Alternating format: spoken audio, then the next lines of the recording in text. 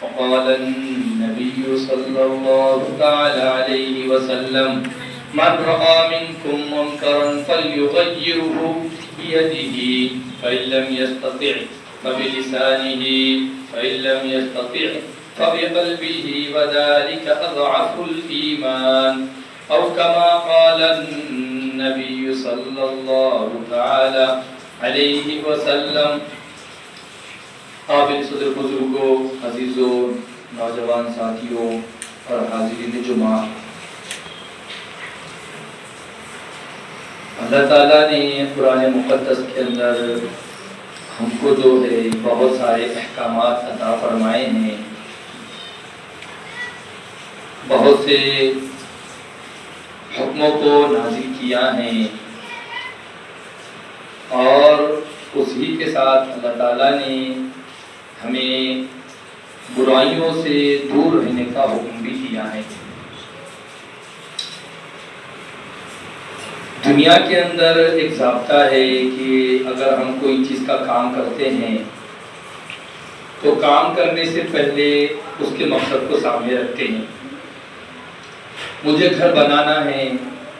تو مٹی، ریتی، سیمنٹ وغیرہ منگا دیا. پھر کسی نے آ کر پوچھا کہ کیوں منگایا آپ نے؟ تو کہا کہ گھر بنانا ہے. تو کیسا بنانا ہے؟ اس نے کہا کہ میں نے ابھی نہیں سوچا. تو لوگ کیا بولے؟ بیوقوف بولے. گھر بنانے سے پہلے گھر کا خاکہ اور گھر کا مقصد آپ کو سامنے رکھنا پڑے گا. یا کوئی بھی آپ کام کر رہے ہیں یا سفر پر جا رہے ہیں، کہاں جا رہے ہیں نہیں معلوم، پر جا رہے ہیں. کوئی کام کر رہے ہیں کہ کیوں کر رہے ہیں نہیں معلوم، کر رہے ہیں. جب تک آپ اس کا سامنے مقصد نہیں دیکھیں گے تو وہ چیز کیا ہوں گی؟ بیکار شمار ہوں گی. ٹھیک اسی طریقے سے اللہ رب العزت نے مجھ کو اور آپ کو بنایا ہے. اللہ نے فرمایا میں نے آپ کو پیدا کیا ہے، پوری کائنات کو پیدا کیا ہے. پیدا کرنے کے بعد اللہ نے ہمارے مقصد کو بھی ذکر فرمایا کہ میں نے تم کو کیوں پیدا کیا اور کس وجہ سے میں نے تم کو پیدا کیا. اب پیدا تو میں نے تم سے پہلے جتنی امتیں تھی ان کو بھی پیدا کیا تھا. ان کا کیا مقصد اور آپ کا کیا مقصد؟ اللہ نے بیان فرمایا وما خلقت الجن والانس الا لیعبدون. میں اپنی اطاعت کے لیے اپنے بندوں کو پیدا کر رہا ہوں، اپنی محبت کے لیے بندوں کو پیدا کر رہا ہوں. حضرت آدم علیہ نبی کی علیہ السلام سے لے کے حضرت عیسیٰ علیہ نبی کی علیہ السلام تک اللہ رب العزت نے کثیر تعداد میں انبیاء کے، نبیوں کے سلسلے کو جاری و ساری فرمایا. اور اللہ تعالیٰ جب بھی امت کے اندر، لوگوں کے اندر، معاشرے کے اندر، محلوں کے اندر بگاڑ آتا تو اللہ تعالیٰ رفتہ رفتہ دھیمے دھیمے وقفے وقفے سے انبیاء کو بھیجتا اور فرماتا کہ یہ گندگی ختم کرو، یہ گندگی اس معاشرے میں آ گئی، یہ گندگی کو یہاں سے ختم کرو. جیسے حضرت شعیب علیہ نبی علیہ السلام کو اللہ نے بھیجا کہ فرمایا کہ دیکھو یہ 2 نمبری کر رہے ہو، ماپ تول میں کمی کر رہے، ڈنڈی مار رہے، اتنے کا بل لا رہے، اتنا بتا رہے. حضرت شعیب علیہ السلام کو بھیجا، فرمایا گندگی ختم کرو. حضرت لوط علیہ السلام کی قوم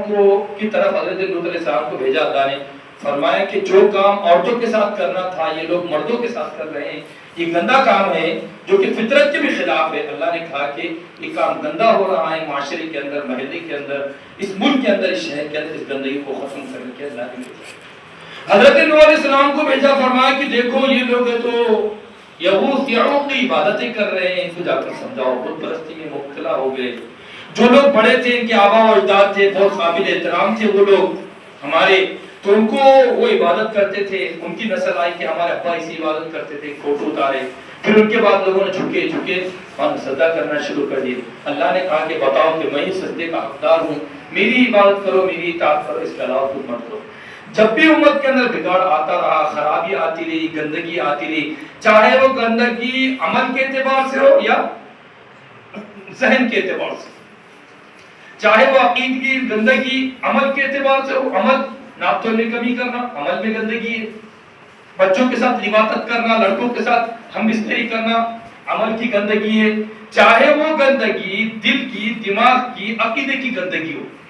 اللہ نے دونوں کے اصلاح کے لیے انبیاء کو مسلسل اللہ تعالیٰ بھیجتے ہیں، مسلسل. جیسے نوح علیہ السلام کے زمانے میں جو گندگی آئی تھی وہ ذہنوں کی گندگی آئی تھی، اس کو صاف کرنے کے لیے اللہ نے حضرت نوح علیہ السلام کو بھیجا. حضرت موسیٰ علیہ السلام کے زمانے میں، حضرت شعیب علیہ السلام کے زمانے میں عمل کی گندگی ہے. حضرت شعیب علیہ السلام کو اللہ نے بھیجا تو ایک لمبا سلسلہ اللہ تعالیٰ نے جاری فرمایا امت کی ہدایت کے لیے، ان کو اللہ کا تعارف کرانے کے لیے اور یہ بات سمجھانے کے لیے کہ تمہارا کیا مقصد ہے، تم اللہ کے نائب اور خلیفہ ہو. اللہ نے اپنی ترجمانی کے لیے تم کو پیدا کیا ہے. اللہ نے فرشتوں نے کہا تھا اللہ ایسے لوگوں کو کیوں پیدا کر رہے جو لوگ جا کر دنیا کے اندر، زمین کے اندر دھرتی کے اوپر جا کر پھٹا کریں گے، فساد کریں گے، یہ کریں گے، وہ کریں گے. کیونکہ اس سے پہلے جو تھے وہی پھٹا کرے زمین پہ جا کے، تو یہ کیا کریں گے؟ اللہ نے فرمایا انی اعلم ما لا تعلمون، میں جو جانتا ہوں وہ تم نہیں جانتے. اللہ جانتے تھے. اس لیے عزیزو انبیاء آتے رہے، فرمایا تمہارا کام یہ نہیں ہے ڈنڈی مت مارو، حق توڑو. انبیاء آتے رہے، فرمایا تمہارا کام بندوں کے سامنے جھکنا نہیں، بلکہ جس نے تم کو پیدا کیا ہے خالق اور مالک اللہ کے سامنے تمہارا کام جھکنا ہے. فرمایا کہ تم گندے کام مت کرو. جو کام تم لڑکوں اور مردوں کے ساتھ کر رہے ہیں یہ کام اللہ رب العزت نے تمہارے لڑکیوں کا انتظام کیا، عورتوں کا، بیویوں کا انتظام کیا ہے. ان کا انتخاب کرو، اپنی جنسی خواہشات کو پورا کرو. گویا کہ انبیاء آئے اور حق کو بتائے، اچھی باتوں کو بتائے، امن کی باتوں کو بتائے، محبت کی باتوں کو بتائے. حضرت آدم علیہ نبی علیہ السلام سے لے کے یہ تمام سلسلہ چلتا رہا. اور دعوت کا کام، دین کا کام، لوگوں کو متوجہ کرنا، اللہ کے ساتھ جوڑنا، یہ شروع ہی زمانے سے چلتا رہا. حضرت آدم علیہ السلام نے یہ کام کیا، اس کے ساتھ شیطان نے بھی یہ کام کیا. شیطان بھی دعوت دیتا ہے، شیطان بھی وحی کرتا ہے. وحی کا مطلب اپنے بندوں کی طرف ہے تو وسوسے ڈالتا ہے، گندی باتیں ڈالتا ہے. حضرت آدم علیہ السلام نے بھی حق کا کام کیا، شیطان نے باطل کا کام کیا. شیطان اپنے مشن پہ جاری رہا، حضرت آدم علیہ السلام نے آپ پہ. گویا کہ کہنے کا مقصد یہ ہے جب سے کائنات کا نظام بنا ہے تب ہی سے حق اور باطل کا معرکہ چلا آیا ہے. جہاں جہاں پر دعوت دی جائیں گی، چاہے دعوت حق کی ہو چاہے باطل کی ہو، تو کام کے اندر بڑھوتری آئیں گی، وہ کام آگے بڑھے گا. جتنا حق کے بارے میں بڑھوتری ہوں گی تو کام کی سطح بڑھتے رہیں گی، جتنا باطل کے اندر بڑھوتری ہوں گی اس کی سطح بھی بڑھتے رہے گی. حق والے محنت کریں گے تو حق بڑھے گا، باطل والے محنت کریں گے تو باطل ابھرے گا، بڑھے گا، غالب بھی ہوگا. اگر حق والے حق کی دعوت کو چھوڑ دیں گے تو حق کا جو نظام ہے وہ کم ہو جائے گا، اگر باطل والے چھوڑ دیں گے باطل کا نظام کم ہو جائے گا. ہمارے نبی محترم صلی اللہ تعالی علیہ وسلم کو اللہ رب العزت نے جو نبی بنایا ہے وہ صرف نبی نہیں بنایا بلکہ خاتم النبیین بنایا. ہمارے نبی کے بعد کوئی چھوٹا، کوئی بڑا، کوئی ہے تو مجلا اور کوئی کسی قسم کا نبی، ذلی، بروزی، پرچائی، ان کے شکل پہ چل کر میں نبی بنا، ایسے قسم کا کوئی نبی آنے والا نہیں. اللہ نے ہمارے نبی کے بعد تمام نبوت کے سلسلے کو، نبوت کے دروازے کو، رسولوں کے دروازے کو اللہ نے بند فرما دیا ہے. اللہ نے یہ کام بند کر کے جو کام اللہ تعالیٰ انبیاء سے لیتے تھے، حضرت موسیٰ علیہ السلام سے، حضرت عیسیٰ علیہ السلام سے، کیا کام؟ امت کو گندگیوں سے نکال کر اللہ کی طرف متوجہ کرنا. امت کو جو مالی خیانت میں سے نکال کر، ناک ڈول میں ڈنڈی مار کے اس میں سے نکال کر ان کو حق راستے پر جوڑنا. امت کو گندگی والے عقائد سے نکال کر اللہ کی طرف جوڑنا. امت کو برے کام سے نکال کر جو بدفعلی والا کام ہے اچھے خواہشات اور اچھے جذبات کی طرف جوڑنا. جو کام حضرت نوح علیہ السلام نے کیا، جو کام حضرت لوط علیہ السلام نے کیا، جو کام حضرت موسیٰ علیہ السلام نے کیا، وہ تمام کاموں کو اللہ رب العزت نے ان تمام امت محمدیہ پہ سونپ دیا ہے. جو پہلے کام انبیاء کرتے تھے کہ امت کو اللہ سے جوڑنا اور امت کو بندوں کی غلامی سے نکال کر اللہ کی غلامی دینا، اللہ کے غلامی میں دینا، اور جو کام انبیاء کرتے تھے امت کو اعمال کی گندگی سے نکال کر اچھے والے چیزوں کی طرف متوجہ کرتے تھے اور عقائد کی گندگی سے نکال کر اچھے عقائد دیتے تھے، وہ تمام کام اللہ رب العزت نے ہمارے نبی کے واسطے تھے ہم فقیروں کو عطا فرمایا ہے. اسی وجہ سے اللہ رب العزت نے قرآن مقدس کے اندر بہترین تعبیر فرمائی اور ہماری صفات کو اور ہمارے دنیا میں آنے کے مقصد کو اللہ نے فرمایا. اللہ نے فرمایا کنتم خیر امت اخرجت للناس تأمرون بالمعروف وتنہون عن المنکر وتؤمنون باللہ. اللہ نے کیا فرمایا؟ تم بہترین امت ہو، تم پیاری امت ہو، تم بہترین امت ہو. جس طرح وہ طبقے کے لوگ تھے، وہ نماز پڑھنے والے تھے، وہ روزہ رکھنے والے تھے، وہ لوگوں کو برے کام سے روکنے والے تھے، اللہ نے ویسے مقام پر فرمایا کہ تم بھی بہترین امت ہو. مگر بہترین کا خطاب اللہ نے ان کو نہیں فرمایا، اللہ رب العزت نے ہمارے نبی کے صدقے میں ہماری تعریف فرمائی. کیوں بہترین امت ہو؟ تم نماز پڑھتی ہو، تم زکات دیتی ہو، تم حج کرتی ہو. نہیں، یہ کام تو وہ لوگ بھی کرتے تھے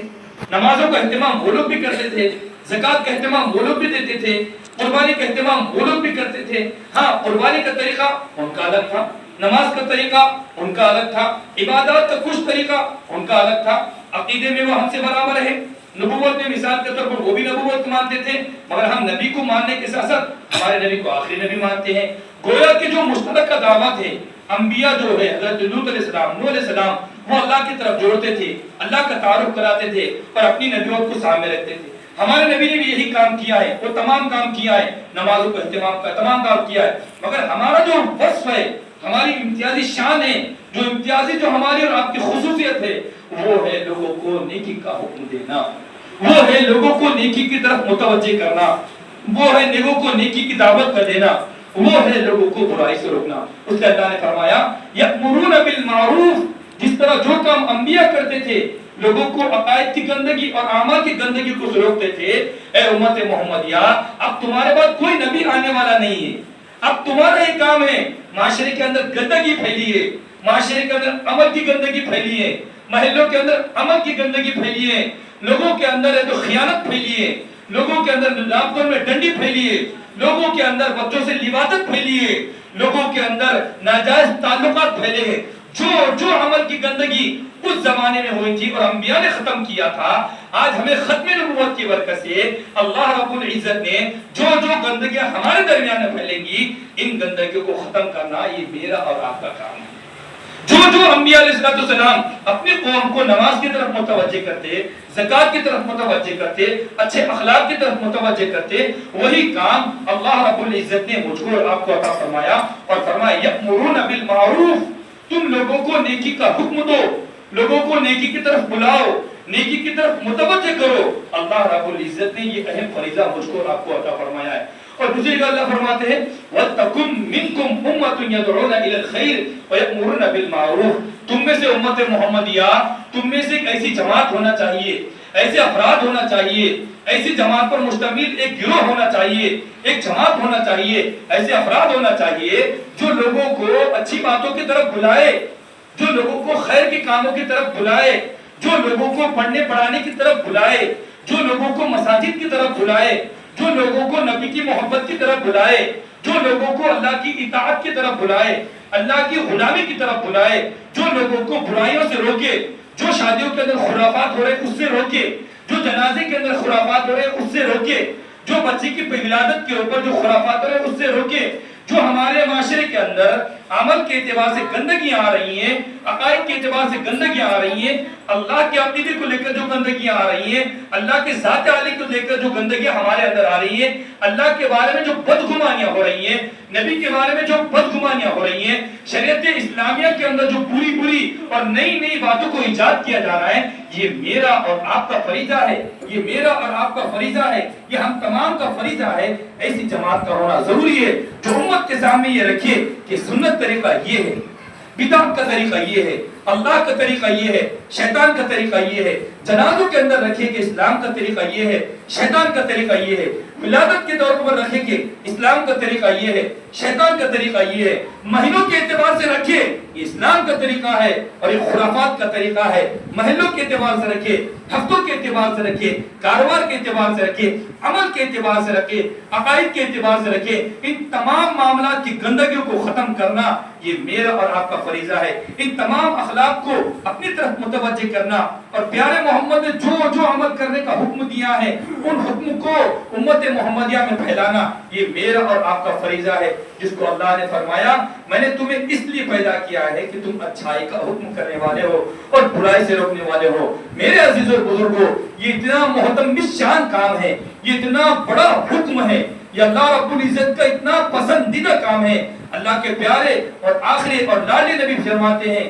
اگر تم لوگوں کو برائیوں سے نہیں روکو گے، شادی میں خرافات کو نہیں روکو گے، جنازے کے اندر کے 10ویں 40ویں ان تمام چیزوں کو نہیں روکو گے، اور اپنے بچوں کی ولادت کی خرافات کو نہیں روکو گے، اور شادی کی رسومات کو نہیں روکو گے، محلے کے اعتبار سے مہینے کے اعتبار سے خرافات کو نہیں روکو گے، اللہ کے پیارے اور آخری اور لاڈلے نبی فرماتے ہیں اگر تم برائی سے روکنا چھوڑ دو گے، اچھائی کا حکم دینا چھوڑ دو گے، اللہ رب العزت تمہارے اوپر مصیبتوں کو مسلط کر دے گا،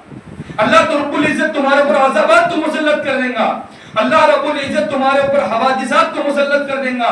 اللہ رب العزت تمہارے اوپر ظالموں کو مسلط کر دے گا، اللہ رب العزت تمہارے اوپر جابروں کو مسلط کر دے گا، اللہ رب العزت تمہارے اوپر ایسے آدمیوں کو اور ایسے شیطانوں کو مسلط کرے گا جو فرعون سے بھی زیادہ بڑھنے والے ہو، ابو جہل سے بھی زیادہ بڑھنے والے ہو۔ اللہ رب العزت تمہارے اوپر ایسے لوگوں کو مسلط کرے گا جو تمہارے چھوٹوں پہ شفقت نہیں کریں گے اور تمہارے بڑوں کا پاس و لحاظ نہیں کریں گے اور تمہاری بیٹیوں اور بچیوں اور بیووں کی عزت کا پاس و لحاظ نہیں رکھیں گے۔ اللہ کے پیارے نبی فرماتے ہیں اللہ رب العزت کے کام کو چھوڑ دیں گے، لوگوں کو نیکی کی طرف متوجہ کرنا، لوگوں کو برائی سے روکنا۔ اور پیارے نبی کیا فرماتے ہیں؟ اللہ کے نبی محترم فرماتے ہیں من رآ منکم منکرن فلیغیرہ بیدہ۔ پیارے محترم صلی اللہ تعالی علیہ وسلم فرماتے ہیں مسلمانوں اپنی اسلامی کو باقی رکھو، اپنی مسلمانی کی شان کو باقی رکھو، اسلام کی شان کو باقی رکھو، اللہ کی محبت کو باقی رکھو، نبی محترم کی محبت کو باقی رکھو، اسلام کے درد کو باقی رکھو، اسلام کی شناخت کو باقی رکھو، اسلام کی تعلیمات کو باقی رکھو، قرآن کے پیغام کو باقی رکھو، نبی کے فرمان کو باقی رکھو، نبی کی طلب کو باقی رکھو، نبی کی لگن کو باقی رکھو، نبی کی سوچ کو باقی رکھو۔ پیارے محمد کیا فرماتے ہیں من رآ منکم منکرن فلیغیرہ بیدہ۔ پیارے محمد فرماتے ہیں اگر تمہارے سامنے شادی میں خرافات ہو رہی ہیں، اگر تمہارے گھروں میں خرافات ہو رہی ہیں، اگر تمہارے گھر میں بدعات ہو رہی ہیں، تمہارے گھر میں رسومات ہو رہے ہیں، تمہارے گھروں میں وہ کام ہو رہے ہیں جو نبی محترم سے ثابت نہیں ہے، جو صحابہ کرام سے ثابت نہیں ہے، اگر تمہارے گھروں میں وہ کلچر آ رہا ہے جو حضرت فاطمہ سے ثابت نہیں ہے، اگر ہمارے بچوں میں وہ کلچر آ رہا ہے جو حضرت حسن اور حسین سے ثابت نہیں ہے، اگر ہمارے بوڑھوں میں وہ کردار آ رہا ہے جو نبی محترم سے ثابت نہیں ہے، جو حضرت ابوبکر سے ثابت نہیں ہے، اور ہمارے بچوں میں وہ کردار آ رہا ہے جو حسنین کریمہ سے ثابت نہیں ہے، پیارے محمد فرماتے ہیں ایسے کاموں کو اپنے گھروں سے نکالو۔ من رآ منکم منکرن فلیغیرہ بیدہ۔ تم اپنے ہاتھ سے ایسے کاموں کو ختم کرو، اپنے ہاتھ کی طاقت سے اپنے بچے کو بات منواؤ، اپنے ہاتھ کی طاقت سے اپنی بچی کو منواؤ، اپنے ہاتھ کی طاقت سے اپنی بیوی کو منواؤ، اپنے ہاتھ کی طاقت سے اپنے بھائی کو منواؤ، اپنی ہاتھ کی طاقت سے اے نانا اپنے نوازوں کو منوا، اپنی ہاتھ کی طاقت سے اپنے نوازوں کو منواؤ، اپنی ہاتھ کی طاقت سے اپنے فرزندوں کو منواؤ۔ پیارے محمد فرماتے جہاں جہاں تم برائی دیکھ رہے ہو، گندا کام دیکھ رہے ہو، گندی بات دیکھ رہے ہو، گندا طریقہ دیکھ رہے ہو، گندا کلچر دیکھ رہے ہو، گندی تہذیب دیکھ رہے ہو، گندی آوارگی دیکھ رہے ہو، گندی اور فحاشیت اور رونیت والے کام دیکھ رہے ہو، چاہے میرے گھر میں ہو، چاہے آپ کے گھر میں ہو، چاہے ہمارے گھر میں ہو، اللہ کے پیارے محترم فرماتے ہیں اگر تمہارے اندر اتنی طاقت ہے، اتنا پاور ہے، اتنی بڑی زبان ہے اور اتنی تمہارے زبان کا دم ہے اور ہاتھ کا دم ہے، تو پیارے محمد فرماتے ہیں برائی کو روکنا ہاتھ سے سب سے بڑا کام ہے۔ کیا کام ہے؟ سب سے بڑا کام ہے۔ کہاں ہے ہمارے دادا، وہ ہمارے نانا کہاں ہیں، ہمارے تایا کہاں ہیں، ہمارے بڑے ابا کہاں ہیں، ہمارے والد صاحب کہاں ہیں؟ بیٹا ان کے سامنے گندگی کام کر رہا ہے، بیٹا ان کے سامنے جھوٹ بول رہا ہے، بیٹا ان کے سامنے اللہ کی نافرمانی کر رہا ہے، بیٹی ہمارے گھر میں اللہ کی نافرمانی کر رہی ہے، بیوی شوہر کے سامنے نافرمانی کر رہی ہے، بیٹی ماں کے سامنے نافرمانی کر رہی ہے، ہمارا چھوٹا بھائی بڑے بھائی کے سامنے نافرمانی کر رہا ہے، پوتا دادا کے سامنے نافرمانی کر رہا ہے، نواسا نانے کے سامنے نافرمانی کر رہا ہے، مگر کتنے میں تو مجال نہیں ہے، اتنی طاقت نہیں ہے، اتنی جستجو نہیں ہے، اتنی لگن نہیں ہے، نبی کی اتنی فکر نہیں ہے کہ دادا اپنے پوتے کو رو سکے، نانا اپنے نواسے کو رو سکے، باپ اپنے بیٹے کو رو سکے، ماں اپنی بیٹی کو رو سکے، بڑا بھائی اپنے چھوٹے بھائی کو رو سکے۔ پیارے محمد کا طریقہ ہے، پیارے محمد نے فرمایا اپنے ہاتھ سے روکو ایسے لوگوں کو جو لوگ آپ کی کفالت میں ہیں، جو لوگ آپ کی ماتحتی میں ہیں، جو لوگ آپ کا ٹکڑا کھاتے ہیں، جو آپ کے پیسوں پہ پلتے ہیں، آپ کے چھت کے نیچے سوتے ہیں، آپ کے چھت کے نیچے رہتے ہیں، آپ کی نگرانی میں رہتے ہیں، آپ کی ماتحتی میں رہتے ہیں، آپ کی سرپرستی میں رہتے ہیں، آپ کے آغوش میں رہتے ہیں، آپ کے زیر سایہ پلتے ہیں، ایسے لوگوں کو ہاتھ سے روکو، ایسے لوگوں کو ہاتھ سے رکھو۔ بیٹا یہ ایک مرتبہ کام ہو گیا، اس کے بعد ہوگا تو میں برداشت نہیں کروں گا، یہ اللہ کے لیے۔ اس سے پیارے محترم فرماتے حب فی اللہ بغض فی اللہ، اللہ تعالیٰ ایسے بندوں سے محبت کرتا ہے جو لوگ اللہ کے لیے دشمنی کرتے ہیں۔ حضرت عائشہ رضی اللہ تعالیٰ عنہ نے اپنے بھائی عبد الرحمن سے 40 دن نہیں بلکہ مرتے دم تک بات نہیں کیا ہے، اللہ کے لیے بات نہیں کیا ہے، اور پیارے محترم صلی اللہ تعالیٰ علیہ وسلم نے ایک دو نہیں 3 صحابہ سے 40 دن تک بائیکاٹ کیا ہے۔ اللہ کے لیے کیا ہے. اور جو آپ کے جانی دشمن آیا, حبشیہ یا رسول اللہ مجھے معاف کر دو, اللہ کے نبی نے فرمایا ٹھیک ہے میں نے معاف کر دیا. جانی دشمنوں کو آپ نے معاف کیا ہے, مگر جہاں پر اللہ کے حکموں کے توڑنے کی باری آئی, جہاں پر اللہ کی شریعت کے خلاف باری آئی ہے, تو میرے عزیزوں بزرگوں, ہمارے اکابر نے اور ہمارے نبی نے, ہمارے قائد اعظم نے, ہمارے نبی محترم نے, ہمارے لیڈر نے اس بات کو خطاً برداشت نہیں کیا ہے. اس لیے عزیزوں پیارے محمد نے فرمایا سب جگہ طاقت ہے تو ہاتھ سے روکو, نہیں تو زبان سے روکو. سب سے ادنا درجہ یہ ہے, طاقت نہیں ہے, ہماری شادی نہیں ہے, بولیں گے تو پھٹا ہو جائیں گا, یہ ہو جائیں گا, بڑا آدمی ہے, بچہ ہے مگر تایا گناہ کر رہے ہیں, بچہ نواسا ہے نانا گناہ کر رہے ہیں, پوترا ہے دادا گناہ کر رہے ہیں, بیٹا ہے باپ گناہ کر رہا ہے, ہمارے طاقت نہیں ہے, مجال نہیں ہے. پیارے محترم فرماتے ہیں ایمان کا ادنا حصہ یہ ہے, مسلمان کا ادنا حصہ یہ ہے, اور محبت کا ادنا حصہ یہ ہے کہ اس کام کو اپنے دل میں کیا سمجھو, کیا سمجھو, بولو کیا سمجھو اپنے کام دل میں, اس کام کو کیا سمجھو, بولو بھائیوں, بول لیتے ہیں آپ لوگ, بولو کیا سمجھو, جو کام برا ہے اس کو کیا سمجھو. شادیوں کے اندر کے خرافت برے یا اچھے ہیں, نبی سے ثابت ہے, ہمارے 10ویں 40ویں ہمارے نبی سے ثابت ہے, یہ تمام جو ہمارے بچوں کی ولادت ہمارے نبی سے ثابت ہے. تو میرے عزیزوں اللہ نے مجھے اس لیے آپ کو پیدا کیا ہے. الغرض میں جو بات آپ کے سامنے میں چاہتا وقت ہو چکا ہے, ہمارے سامنے الحمدللہ ایک بہت بڑے لہر ربانی آنے والی ہے, ایک اجتماعی ماحول آنے والا ہے, ایک دین کی فکریں آنے والی ہے, ایک دین کی محنتیں آنے والی ہے, اجتماع والا نورانی ماحول آنے والا ہے. اس میں ہر بندہ اپنی طاقت کے مطابق, اپنی حیثیت کے مطابق اس میں وقت گزارے. اور پڑھنے والے ہم ہیں, ہمارے پاس ہو رہا ہے تو ہم مہمان ہیں, اور جتنے لوگ باہر سے آئیں گے, کھیڑوں سے آئیں گے, تعلقات سے آئیں گے اور ہنگولی سے آئیں گے, ان کا اکرام کرنا, ان کا ادب کرنا, کھانے میں ان کا اکرام کرنا, پینے میں ان کا اکرام کرنا, ضرورت میں ان کا اکرام کرنا, پیشاب پیخانے میں ان کا اکرام کرنا, راستے میں ان کا اکرام کرنا, ان تمام اعتبار سے ہم مہمان ہونے کے ناطے ان کا پورا استقبال کرنا ہے. اپنے تقاضوں کو روکنا ہے, اپنے جذبات کو روکنا ہے, اپنی تمام خواہشات کو پیچھے رکھتے ہوئے ان کو آگے بڑھنے کی توجہ کی طاقت دینا ہے. اور جو بوڑھے حضرات آئیں گے ان کا اکرام کرنا ہے, وضو کا اہتمام کرنا ہے, اور جو اجتماع کے لیے چیزیں ضروری ہے وہ تمام ضروریات کی طرف ہم متوجہ ہو. اور بہت اہم بات جو اجتماع سے پہلے ہے وہ یہ ہے کہ اللہ سے خصوصاً دعائیں کرے, خود بھی کرے, ہمارے ماں بہنوں سے کہے کہ ابھی اجتماع ہونے والا ہے, اللہ اس کی نظر بس سے حفاظت کرے, اللہ تمام حوادث سے اس کی حفاظت کرے, نیچے سے اوپر سے آگے سے پیچھے سے اللہ تعالیٰ اس کی بال حفاظت کرے. اور جو انتظامات باقی ہے اللہ تعالیٰ اس کو اپنے